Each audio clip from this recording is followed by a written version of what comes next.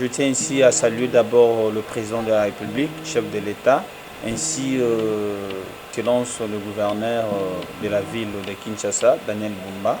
Mais pour répondre à votre question, c'est vrai, il y a un certain mois déjà passé depuis que le gouverneur a lancé cette opération d'assainissement Kinezo-Bonga. Nous avons accueilli notamment cette opération avec les bras ouverts parce que, comme je disais tantôt, c'est la chose que nous sommes en train de faire depuis qu'on avait eu mandat. Ça fait aujourd'hui déjà une année passée, ça c'est la deuxième année que nous sommes en train de courir. Mais moi j'aimerais beaucoup plus aussi aborder dans le sens Kinshasa, ça peut être vêtu d'une belle robe. Je vous donne juste un exemple et que tantôt ça arrive même d'assainir pendant la nuit. Mais quand vous revenez le matin, vous trouvez là où vous avez assaini, il y a encore des saletés, où il y a ces peut-être qui récupèrent des poubelles chez lui à la maison. Il vient vexer notamment soit au boulevard. Alors, raison pour laquelle je dis, les problèmes c'est beaucoup plus le changement de mentalité que les Quinois comprennent qu'ils ne sont pas autorisés de jeter même des poubelles, notamment sur les avenues ou dans des grandes artères principales. Et ils ne sont pas aussi autorisés de jeter même des bouteilles en plastique dans des caniveaux. Et je crois que lorsque ces notions-là doivent être respectées, et ça va faire en sorte que cette opération Kinzo-Bonga puisse avoir une réussite. Et il est à nous en tant que des bourgmestres, des gestionnaires des communes, notamment de faire comprendre à notre population qu'on ne peut pas jeter la saleté dans les boulevards, sur le chaussée, dans les caniveaux. Et lorsque cette notion-là doit prendre le corps, je crois que ça sera le début du développement à ce qui concerne l'assainissement dans notre pays ou précisément dans notre capitale. Nous, notre travail ici, ce n'est pas seulement de rester au bureau. Notre travail, c'est beaucoup plus être au terrain. Je l'accompagne déjà, que ce soit même le gouverneur, l'ancien gouverneur Gentimi Ngobila. Nous avons toujours accompagné, être beaucoup plus visible dans les terrains, sensibiliser la population. D'ailleurs, imaginez-vous dans notre commune d'Anselé, je puis même installer une brigade d'assainissement à qui nous avons acheté même des tricycles que vous voyez là. Et il y a aussi même des véhicules marque Toyota, notamment surnommés Kietch, pour la sensibilisation de la population, juste de le faire comprendre qu'ils ne sont pas autorisés, notamment de salir l'environnement. Ils ne sont pas autorisés de jeter des déchets dans les grandes artères principales. Et je pense que, comme je disais tantôt, c'est un travail que nous avons commencé il y a longtemps et nous continuons toujours avec ça.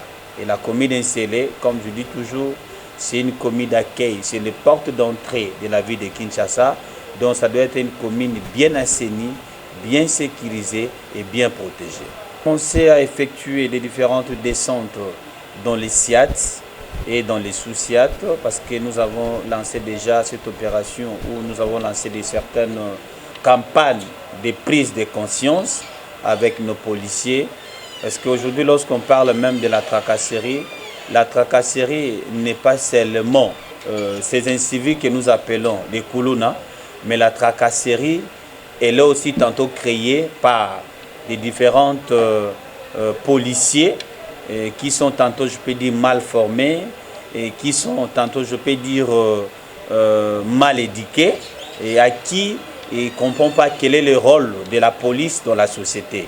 Donc nous avons commencé déjà avec cette campagne, avec des descentes, nous avons démarré et je crois que les problèmes aussi, comme j'avais dit tantôt, avec certaines réalités qui sont dans nos communes ou de certaines réalités qui sont dans notre unité de la police, parce que si vous vous souvenez encore, il y avait l'histoire de 5 chiffres, des policiers à 5 chiffres, lorsque le ministère de l'Intérieur a décidé notamment de la mener quelque part pour être formés. Et lorsqu'ils sont revenus, la plupart n'ont plus revenu au niveau de la police territoriale et tous ils sont allés rejoindre la génie. Donc je pense qu'aujourd'hui, avec nos sous-SIAT, ce sont des difficultés parce qu'il n'y a pas assez de l'effectif.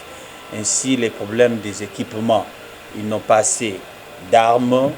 Imaginez-vous dans un quartier là où, par exemple, ou dans un quartier, là où il y a par exemple 6000 habitants, mais vous allez trouver qu'il y a 2 policiers, peut-être sans armes. Et lorsqu'il y a des problèmes, comment vous allez faire face? Donc ce sont au moins des difficultés aussi. La police est en train de rencontrer, mais nous demandons ou nous sollicitons beaucoup plus au gouvernement provincial ou au gouverneur de prendre en charge beaucoup plus pour permettre à ce que notre police soit occupée, et disons équipée, et ainsi faire en sorte que les nombres soient aussi multipliés. Comme vous venez de mentionner que c'est une commune qui est à côté du fleuve, c'est une commune touristique. D'ailleurs, comme on dit, c'est une commune urbano-rurale. Et ici, beaucoup plus dans le cadre social. Nous vivons de la pêche, disons de l'élevage, ainsi l'agriculture. Donc, ce sont notamment une moyen de survivre dans cette municipalité. Mais mon apport à ce qui concerne, par exemple, pêche et élevage, c'est juste, comme je disais tantôt, les problèmes, c'est lié beaucoup plus aux tâches. Quand je dis des tâches, beaucoup plus les attributions, des compétences. La commune, c'est tout à fait normal qu'il accompagne des pêcheurs, des exercer leurs activités. Mais beaucoup plus, ce n'est pas vraiment de notre compétence, c'est beaucoup plus au niveau national.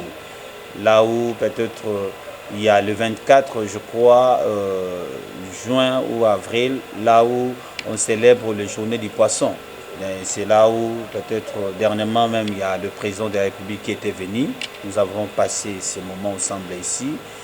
Mais au moins il y a aussi des ministres de pêche et élevage qui viennent peut-être pour faire la remise des intrants, pour permettre à ce que les Congolais consomment bio. Et du côté agriculture, sauf nous sommes en train d'assister dans certaines spoliations des concessions des terrains maraîchers. Mais tantôt lorsque nous apprenons, on fait quand même l'effort de descendre sur les terrains pour voir, essayer un peu de faire comprendre le chef coutumier, voilà, tout endroit ne peut pas seulement être là où on peut installer des gens, mais il y a aussi des endroits ou des espaces qui est conservé pour l'agriculture. Donc sur base de ça, et nous sommes en train d'évoluer bien, raison pour laquelle, comme je dis, chez nous ici en Célé, nous ne mangeons pas de vivres frais, mais beaucoup plus nous consommons bio. Les problèmes des conflits coutumiers, elle est beaucoup plus aussi créée par nous des politiciens. Parce que via de nos intérêts, il y a d'autres qui pensent qu'il faut qu'ils s'imposent pour placer, par exemple, celui ou celle qui n'a pas droit, et du fait que lui, il a des intérêts là-bas. Aussi les problèmes, notamment des limites, les problèmes des limites. Et il y a d'autres qui sont en train de se tirailler pour des limites, comme le cas par exemple de Mikondo. C'est vraiment ça la réalité. Mais nous sommes en train de travailler là-dessus. Comme je dis, je suis l'autorité de la place. Je ne peux pas vouloir que le mal arrive dans nos concitoyens dans ce sens-là. Et nous sommes en train de nous travailler pour que nous puissions harmoniser et mettre de l'ordre à ce qui concerne ce phénomène ou ces problèmes de conflits coutumiers.